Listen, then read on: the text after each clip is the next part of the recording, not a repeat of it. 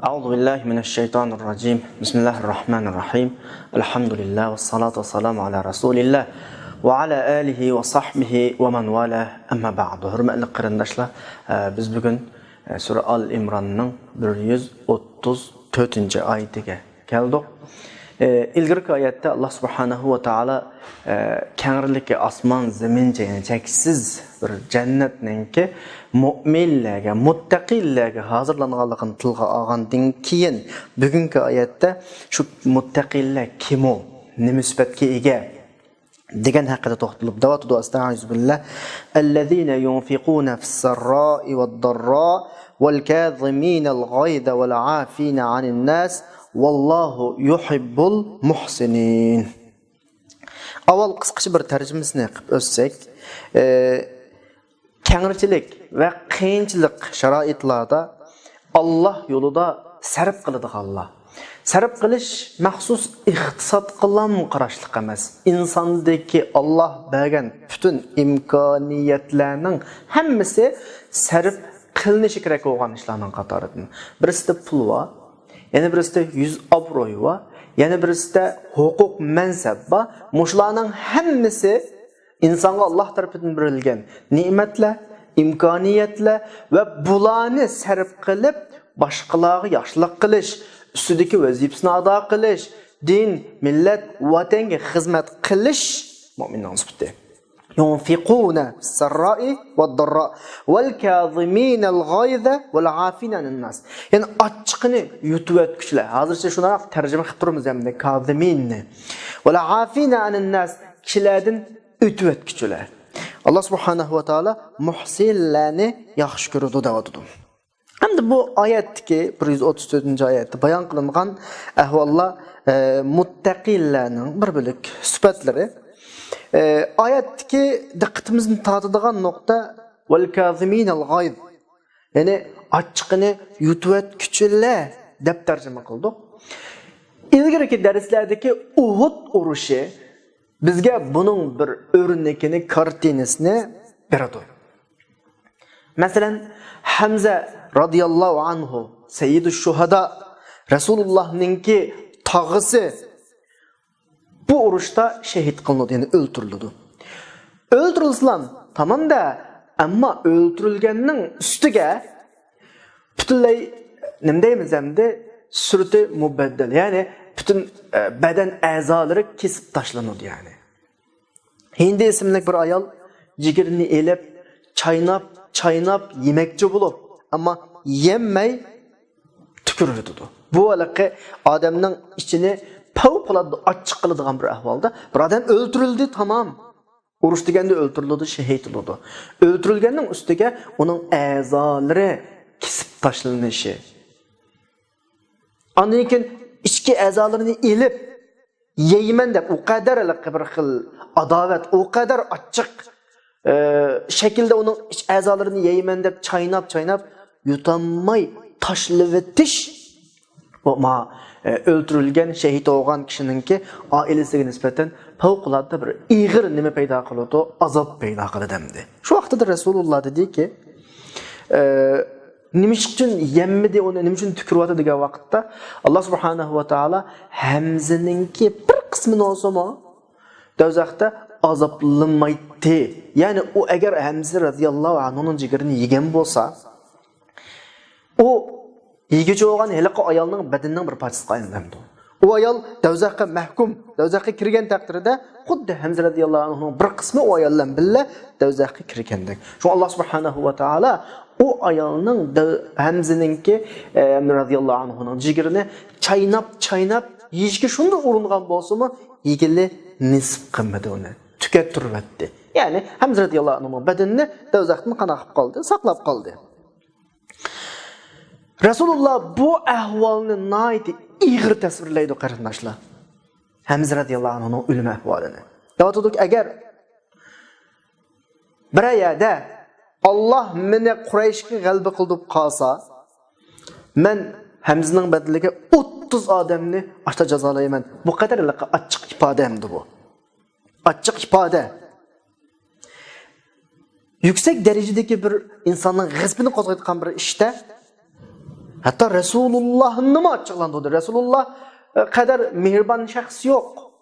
Kuyumcan, kalbi yumuşak şahs yok. Resulullah'ın mı bu kadar açıkladı? Şunu olan Kur'an'da Sure Nahl'ın 26. ayetinde ve in aqabtum fa'aqibu bimisli ma uqibtum bi. Bir adamning badiliga 30 dem emas. Qanchalik qilgan bo'lsa, shunchalik jazo bersizlar. Ama sabr qilsanglar yaxshi deyapti. Alloh subhanahu va taolo Rasulullohga bu ta'limotni berdi. Yana bu yerda demoqchi o'g'limiz shu qarindoshlar. Masala o qadar ig'ir. Chunki inson ya hammadan. Rasululloh inson ya. Ammo Alloh bizning Robbimiz hech kim uchun anda insonga o'xshash hayajonlanmaydi. Allohga hech ish insonga ta'sir qilgandek ta'sir qilmaydi. Bu insonning alohidligi, ta'sir qilish. Rasulullohga shu hodisa ta'sir qildi. Ochiqida nayt ig'irga qilyapti. Bir Hamzaning badaliga 30 odamni ashta jazolaydi deb degan shaklda ig'irga qildida Alloh nima dedi? Rasululloh yo'q. Jazolasanglar o'xshash jazolaysizlar. Endi bugungi oyatda dal mushu masala kelyapti. Vel kaziminal g'ayz. Resulullah'da tepilgan bir ahval bu Uhud urushida. Resulullah'ın tağısı Hamza bayatını tasvirlegenimizdek içinişlik bir şekilde öldürüldü. Öldürülgenden keyin içinişlik bir şekilde ahanet kılındı. Bir vasıta Resulullah'a münasebetlik mesele. Maşta bir halette Allah subhanahu wa ta'ala bu ayet arkalık Resulullah'ta kişilerge güzel bir örnek gösteriyordu. Bu can haltı ya. Muşu örnek arkalık, muşu hılsıpetinin başka tinç vakitlarda umumlaşışı, kalplerge o'rnatishi uchun.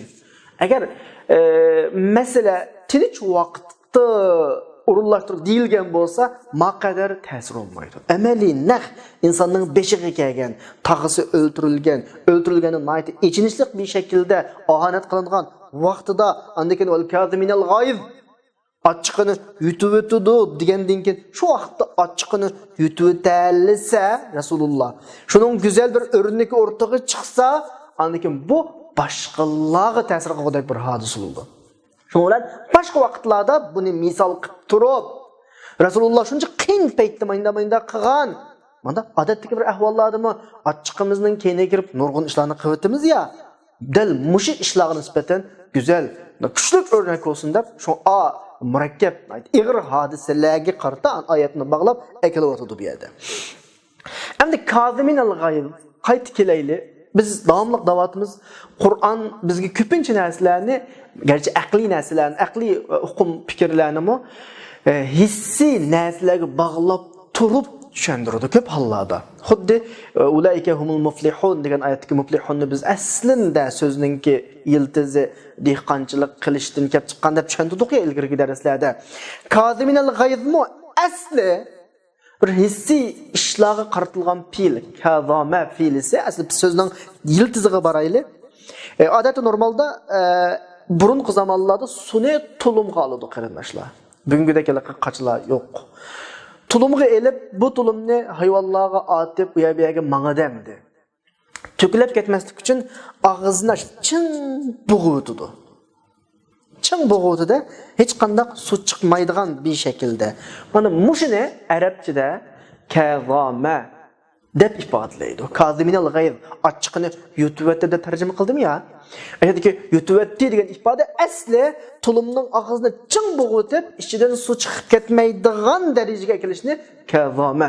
Ya'ni agar shu ma'no bilan ochiqni yutib o'tish degan ma'noga kelsak, inson ruhiyatidagi shu qo'zg'ilib turgan bir ochiq bo'ladi. Ochiq degan bekorga ochiq bo'lmaydi. Cho'qim seni qo'zg'aydigan bir ish bo'lgan o'rtada. Bu sana ig'ir ta'sir qildi. O'zingni tutib olamiding.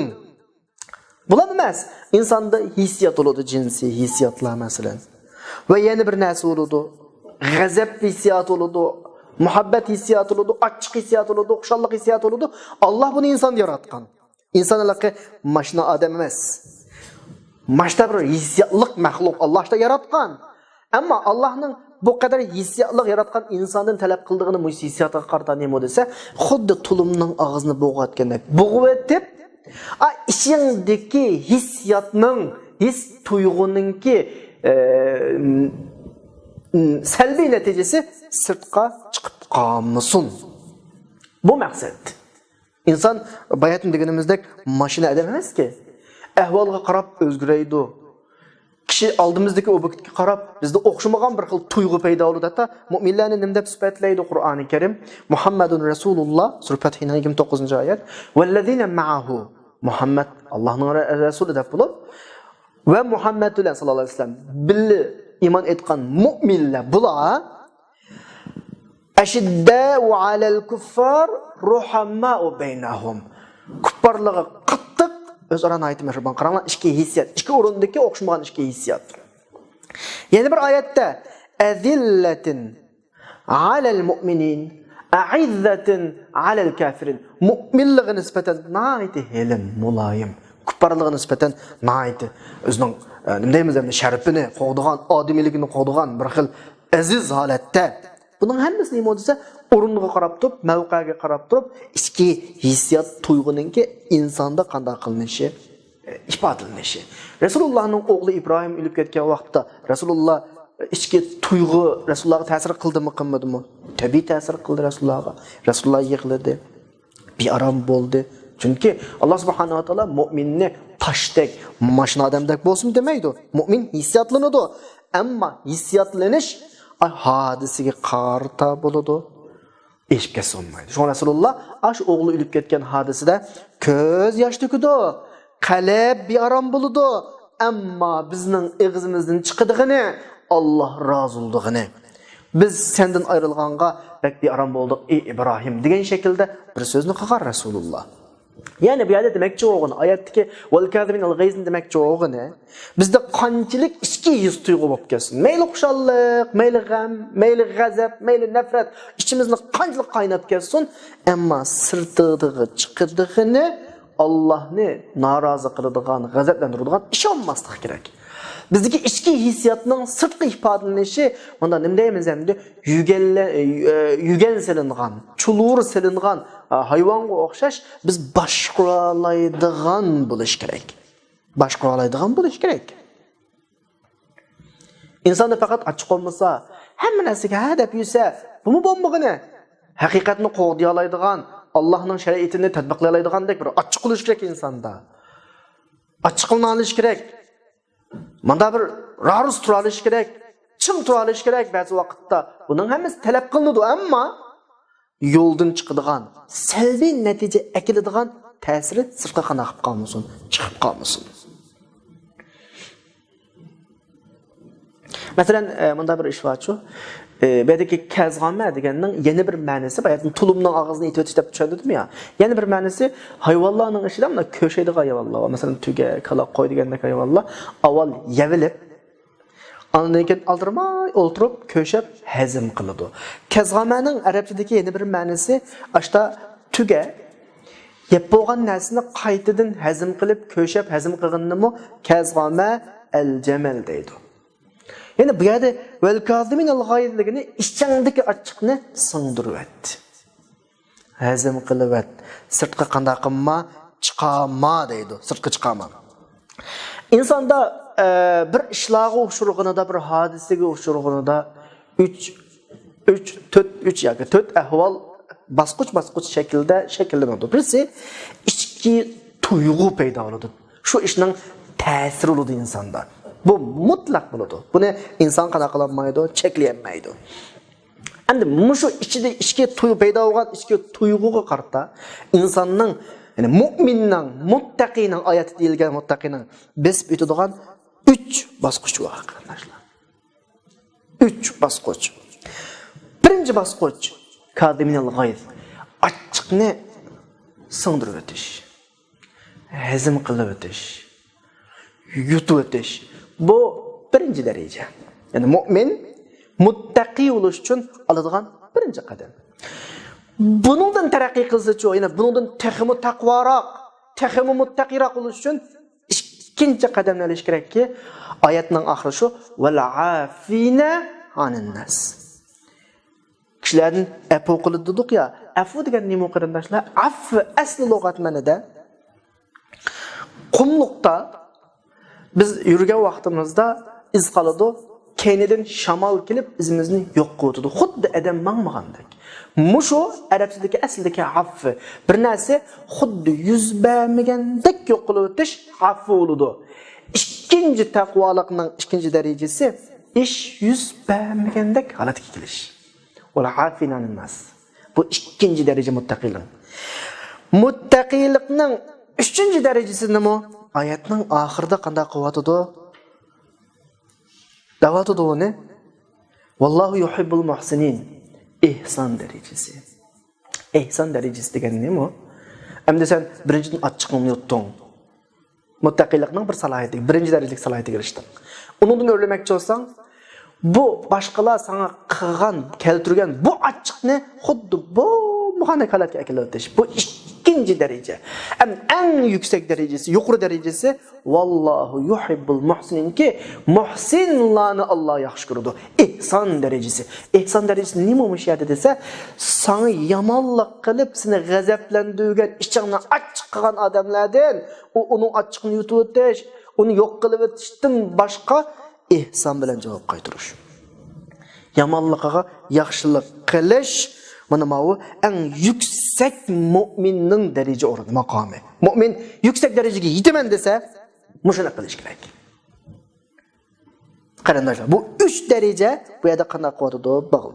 Agar aksini o'ylab boqayli, birinchi qadamdan o'tanmasang, achchiqni yutanmasang, buning salbiy ta'siri chiqib chiqsa, sen shu vaqtning o'zida bir ishlarni qilib qolsa, cho'ng ish yuz beradi, qon to'kilishi mumkin. Senden qap qilib balonga qoladi, balongdan qap qilib narvanga qap qoladi. Balkim bir necha avlod sening shu bir tal achchiqingning badalini yutishi mumkin. Şu mu'minlikning, muttaqilikning birinchi qadami darajasi achchiqni yutish, ikkinchisi afu qilish, uchinchisi o ikkisidan eshib qana qilish, yaxshilik qilish. Endi bu yerda bir falsafa chiqadi qaranglar. Ya'ni shu biz valillahil masalul a'la misal elish orqali tushuntiramiz. Necha dedik buni? Ailedeki bir dadaning ikki balasi birsiga zulm qilsa, buzaq qilsa, tabiiyki dada zulm qilingan, buzaq qilingan tarafga o'tadi. Tamam, o'tib tursin, endi kelayli. Biz Allohning bandasi. Allohning nazarida o'xshash. Taqvolikdan boshqa farqimiz yo'q Allohning nazarida. Bir banda sana zulm qilsa yoki sana ig'ir darajada g'azablantiradigan bir ishni qilsa, tabiiyki u Allohni sening tarafingga olgan bo'ladi. Sana ajoyib buyuk yaxshilik qilgan bo'ladi. Uning qilgan bu yaxshiligiga sen qanday qilishing kerak? Ihson bilan javob qaytarishing kerak. Chunki boshqalar sana hujum qildi, seni buzaq qildi, sana zulm qildi degan gap, Alloh sen tarafga o'tdi degan gap. Allohning sen tarafga o'tishiga şu adam sebepçi oldu. Bu noktadan onunla yaxshilik bilan javob qaytarishimiz kerak-da. Bu muttaqillikninki 3 derecesi bu oyatda qanday qilindi, bayon qilindi. Ondan keyin yana to'xtamay. Oyat 135-oyatda shu muttaqillarning sifatini uzluksiz davom qilyotdi. Vallazina iza fa'alu fahishatan aw zalamu anfusahum ذكروا الله فاستغفروا لذنوبهم وما يغفر الذنوب إلا الله ولم يصروا على ما فعلوا وهم يعلمون. Yani müminlerin, muttaqilerin işkin yüsbitti. Bula iğir işten birine fahişe kelimesi ile ispatıldı Kur'an'da. İğir işten tercüme kılındı. İğir cinayet, iğir işten birine kılsa ya ki özürgü zulüm kılsa Allah'ını esleydi. Ve özrünün günahıyla için mağfiret talep kılıyordu. Ma günahını mağfiret kılgını fakat Allah. Ula özrünün kılgan işe devam kılmaydı. Çünkü mağfiret talep kılışının istiğfarının şartı bu. Ula bilip durup devam kılmaydı. Hem de müşayette günah kılışını iki türlü böldü. Birisi iğir günah dedi. Yani birisi avzalamu anfusahum, özgü zulüm kıldı dedi. Bu ikisinin ortadaki fark ne mi? Dese, yani şu Uhud uruşundan bir misal örnek alsak buludu. Uhud uruşundaki kişilik okçular, tağdan düşüp ketken okçular, bula bu yerden çıkıp ketken vakti, imandan çıkıp ketken de çıkıp ketken vakti yok. Bulardaki bir hatalık. Ama bu hatalık iki türlü ayrılmadı. İki türlü ayrılmadı. Birisi iğir hatalık, iğir cinayet. Yani birisi üzgü zulüm kılış. Küçük cinayet yani.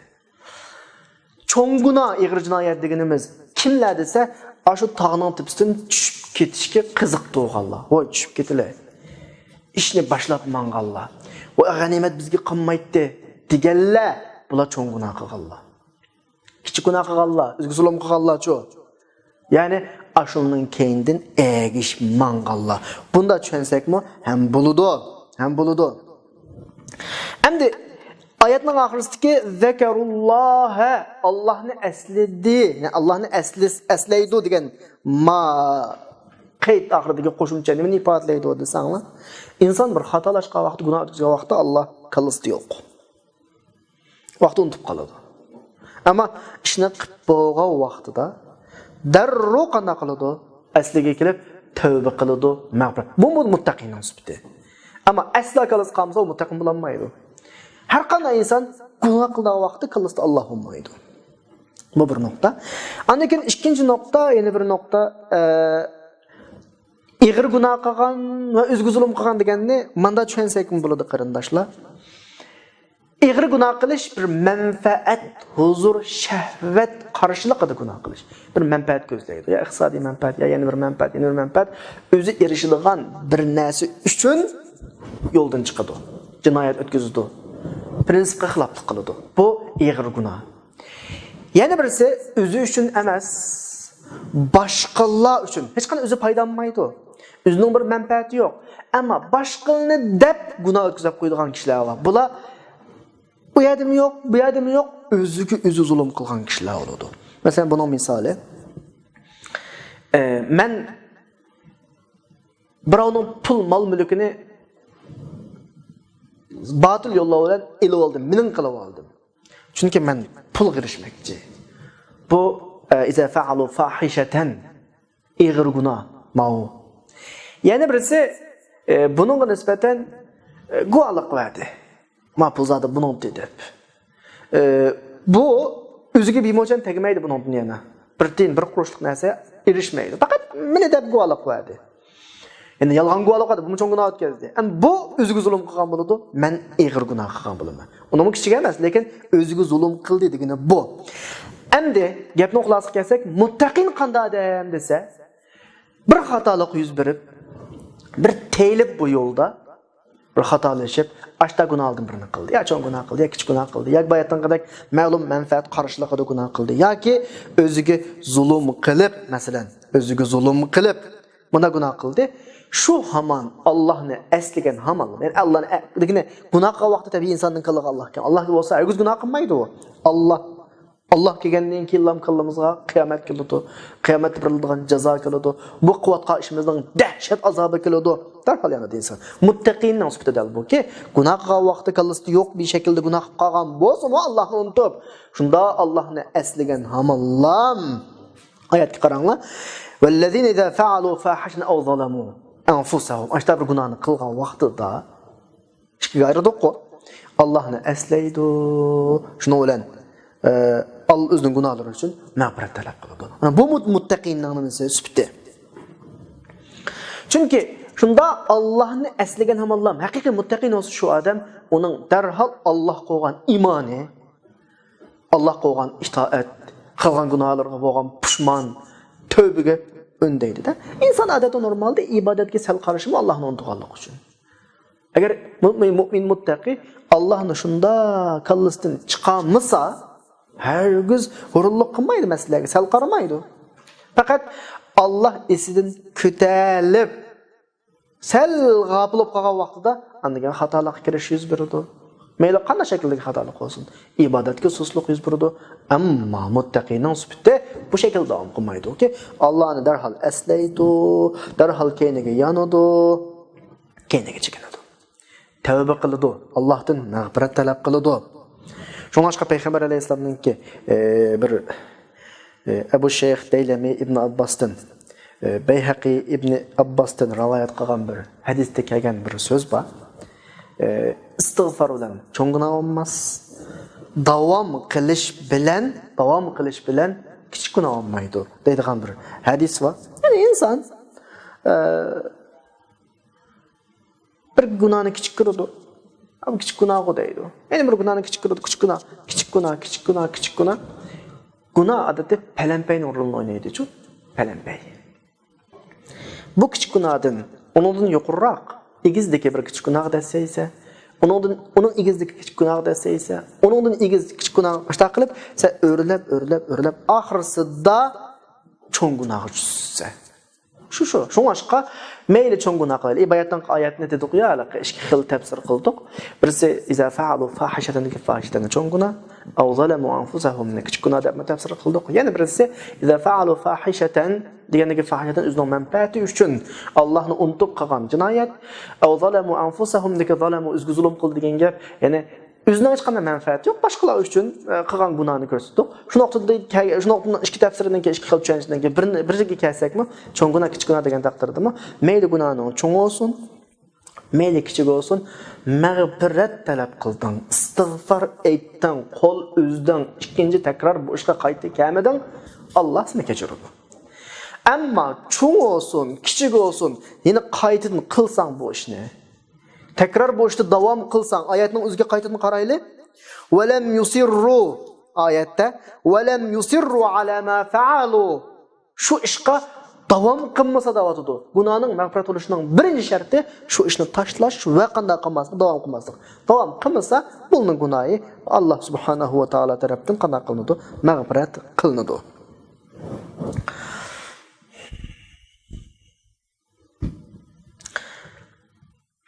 Andikin ayetning oxiridagi fastaghfiru li zunubihim o'zlarining gunohlari uchun mag'firat talab qiladi. Gunohni faqat Alloh tavba qiladi, Alloh mag'firat qiladi deb ikki o'rinda zunub, zamb ikki so'z tilg'ilindi. Gunoh deb tarjima qildik. Asli gunohning ma'nosi ko'rsatilgan, belgilangan prinsipga qarshilik qilib yo'ldan qana qilish chiqish. Bir buyruq keldi, ijro qilmadim. Bir cheklimi keldi, buni qilib qolding. Mushuning o'zi gunoh. Anlekin gunohning gunoh deb atilishi bir nuqtani eskartib qo'yib beradi. Cho'qim gunohning gunohligi belgilanib bo'lgandan keyin an gunoh bo'ladi. Masalan, Qur'onda uning aniq dalili bor. Hadisda uning aniq dalili bor. Ma u gunoh. Ammo gunohning gunohligi belgilanmagan ish yoki belgilanishning oldida gunoh bo'lmaydi. Harom qilinishni ilgari ishganlarga qat'iy gunoh bo'lmaydi. Jazoni harom qilinishni ilgari qilganlarga gunoh bo'lmaydi. Balki harom qilinib, jazoni qilinib bo'lgandan keyin qilsa gunoh bo'ladi. Xudolik insonlar normal davlatlarning qonunlaridimi bir masalaga qarata qonun chiqarilmagan bo'lsa, bu yuz bergan bo'lsa, hech kim bu ishni qilib hech kimni jazolay olmaydi. Insonlar orasidagi ish hamda bu. Ilohiy adolat shuki, jinoyat deb belgilanib bo'lgandan keyin andan keyin uning jazo beriladi, bo'lmasa jazo berilmaydi. Shu oyatning oxiridagi va hum ya'lamun degan mazmun shu o'z kerak. Yani jazo belgilanib bo'lgandan keyin, hammalar uning jazo ekanligini bilib bo'lgandan keyin degan bilmay turasiz degan gap yo'q. Ya'ni cho'qim shu kishilar jazoning jazo ekanligini aniq bilish kerak. Aniq bilishning o'lchami qarindoshlar, aniq bilishning o'lchami, ya'ni bu jamiyatda umumlashib boshqalar bilmaydiganlar yo'q deydigan bir yerga holat shakllanish yoki o'rtada shuning hukmlarini bayon qilgan olimlarning, kitoblarning, ta'limotlarning bo'lishi bu shakl. Undan keyin oyatning oxirida diqqat qilgan yana bir nuqta bor, diqqatimizni tortadigan. Walam yusirru ala ma fa'alu. Bayatma deb o'tdim. Cho'qim gunohning mag'firat qilinishining ma'nosi ikkinchi qatim qayta qilinmasligi kerak. Ya'ni bu yerga nuqta nima desa, gunoh qilishning oldida naqrab ma gunohni qilib olay, aytgan mag'firat talab qilib olammi, istig'for aytib olammi? Yo'q. Cho'qim qanday qilmaslik kerak? Ikkinchi qatim bu ishni qilmaslik kerak. Endi buna deganlik bir ish sendan takror yuz bermasin qat'iy yuz berib qolsa, ilgari aytgan istig'foring mag'firat olmaydi, ma shakldagi gap emas. Tamam, bir gunoh insondan takror yuz berib qolishi mumkin. Ammo yuz berish jarayoni insondan ojizlik nuqtasi bo'lib, masalan men bir gunoh qildim. Samimiy qalbimdan tavba qildim, istig'for aytdim. Alloh kechirdi bu gunohni. Ikkinchi qatim qat'iy qilmaslik niyatini qildim. Ammo vaqt o'tishi bilan o'zimni bilib bilmayman, inson ojizligidan yana bir qatim bo'lib qoldi bu gunoh. Bu yerda yana keskin endi ikkinchi qatim mag'firat unda ish yo'q, mag'firat bo'ladi. Lekin bu yerdagi inchki bir nuqta vaqirni shart nima bo'lsa, oldidan niyat olmaslik kerak. Niyat İnsanın kalbini Allah biladi. Hesabını Allah aladi. Hesab cezasını Allah biladi. İnsan Allah'ın niyetini düşünmeydi. Mesela bir günah kıldım, tövbe kıldım, istiğfar ettim. Yana bir qitim qilib qo'yamman yoki men ishni qilay bunda yoki men bir istig'for aytib olib yana bir qitim degandek oldida bir niyat bo'lib qolsa u vaqtida bo'lmaydi. Ya'ni gunohni qilib keyin mag'firat qilib istig'for aytib olsam tugay. Bu amaliyotda Alloh subhanahu va taoloning masxir qilganligi. Gunoh qilishdan eshib diqqat qiling. Unda mag'firat tilib olaman, istig'for aytib olaman deb turib gunoh qilish bu gunoh qilgandan boshqa Allohni masxir qilganlik. Alloh subhanahu va taolo bunda holatda mag'firat talab qilgudek, istig'for etgudek fursat bermasligi mumkin. Oyatdagi "Valam usirru ala ma fa'alu" degan oyat va hum ya'lamun degan oyat aniqla cho'qim bir ishning jazolanishi uchun bir gunohga shu ish jinoyat deb oldin bekitilgan bo'lishi kerak. Ve bunun cinayet deb bekitilishi yine Kur'an'da, hadiste bayan kılınışı gerek. Şundan keyin an cinayet bekitiladi ve bu cinayetni qilganlar an jazolanadi. Istig'for etsa haqiqiy samimiy qalbdan kechirim qilinadi. Ama tekrar qilmaslik nima söyleyen şartlar. Tekrar qilmaslik bayatni tushundiğimizdek bo'ladi. Bugun vaqt munosib bilan qarindoshlar bu yerda to'xtaymiz inshaalloh. 136 oyatga keldik. Buni kelasi soatlik darsimizda o'qiymiz. Kelasi soatda ko'rishgunga qadar hammanglarni Allohga omonat qildim. Va oxiru da'vana alhamdulillahi robbil alamin.